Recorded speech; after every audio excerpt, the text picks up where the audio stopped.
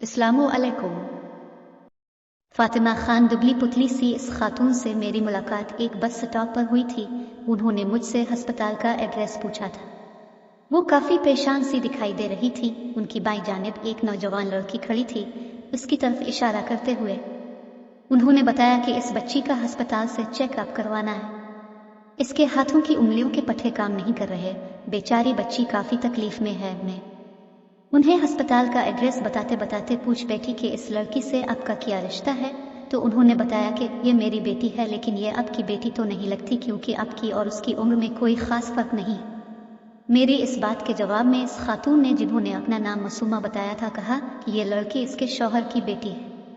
छोटी सी उम्र में इस बच्ची की वालिदा फौत हो गई थी, तो मेरी शादी इसके बाप से हो गई। मैंने इसे माँ बनकर पाला है। मेरे शौहर उम्र में मुझसे कई साल बड़े हैं। बुढ़ापे और बीमारी की वजह से वो कहीं आ जा नहीं सकते, लिहाजा मैं ही बच्ची के इलाज के लिए मारी मारी फिर रही हूँ। बातों के दौरान वैन आ चुकी थी। खुदा हाफिज कहकर वो इसमें जा बैठे और अपने पीछे कई सवाल छोड़ गए। जल्दी में मैं उनका फ़ोन नंबर और एड्रेस भी ना ले सकी। इस खातून से अब शायद ही मुलाकात हो। बहरहाल बेचारी हालात का शिकार है, शायद जिंदगी इसी का नाम है। यही सोचते सोचते मैं अपनी मंजिल पर पहुंच चुकी थी।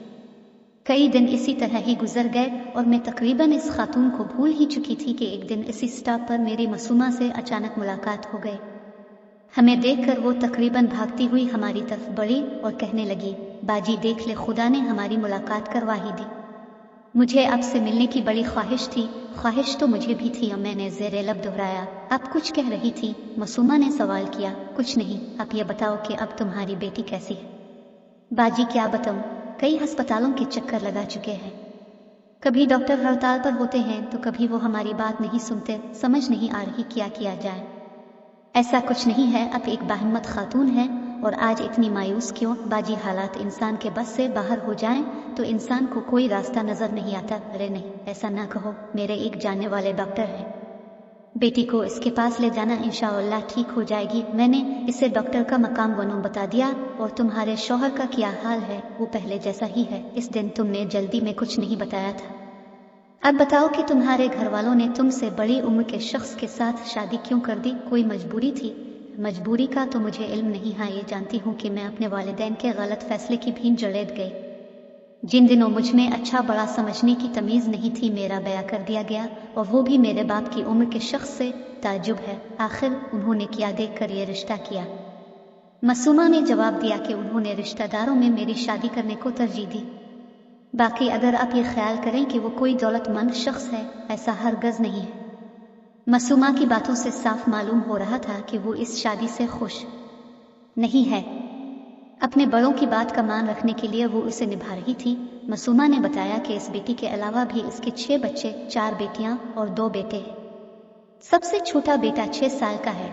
इसका कहना था कि शौहर की बीमारी के बाद वो अपने भाइयों के पास चली गई थी। उनका अच्छा खासा कारोबार और ज़मीन जायदाद है, लिहाजा उन्होंने हमें अपने पास रखा हुआ है और हमारी हर ज़रूरत का ख्याल रखते हैं। भाई तो भाई हैं, न जाने कब कोई बात कर दे, लिहाजा मैं काम भी करती हूँ। चूँकि मेरे वालिदैन जिंदा हैं, उनके कहने पर छोटा सा किता अराजी मुझे दिया गया है। इसकी देखभाल मेरे जिम्मा है। मासूमा की उन बातों के जवाब में हमने उसे मशवरा दे डाला, तुम ये किता अराजी अपने नाम करवा लो। तुम्हारे बच्चे छोटे हैं, शौहर बीमार हैं, कल को तुम्हारे काम आएगा। बाजी, आपकी ये बात अपनी जगह दुरुस्त हो सकती है, लेकिन मैं ऐसा नहीं कर सकती। मैं अपने भाइयों से किसी किस्म का हिस्सा नहीं ले सकती। मैंने तो सारी उम्र भाइयों से लेकर ही खाना है। अगर मैं आज थोड़ा बहुत हिस्सा अपने नाम करवा लूंगी तो उनकी नजरों में गिर जाऊंगी। मासूमा की दूरंदेशी या मसलहत, बहरहाल जो भी हो, इससे हम काफी हद तक मुतासिर थे। इतनी बातों और कोशिश के बावजूद अभी तक हम इसकी बेजोड़ शादी में ही उलझे हुए थे और तरह तरह के सवालों से इसे खोजने की कोशिश कर रहे थे।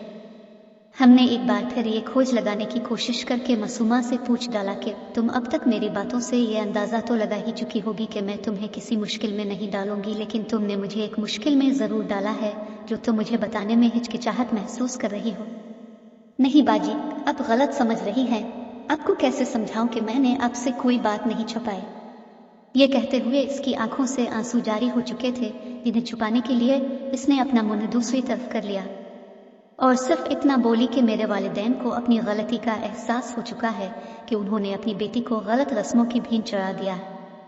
اب وہ مجھ سے چھپ چھپ کر کہتے ہیں کہ ہم نے اپنے ہی ہاتھوں سے اپنی بیٹی کی زندگی تباہ کر دی۔ یہ بات کہہ کر معصومہ نے ہماری مشکل حل کر دی تھی۔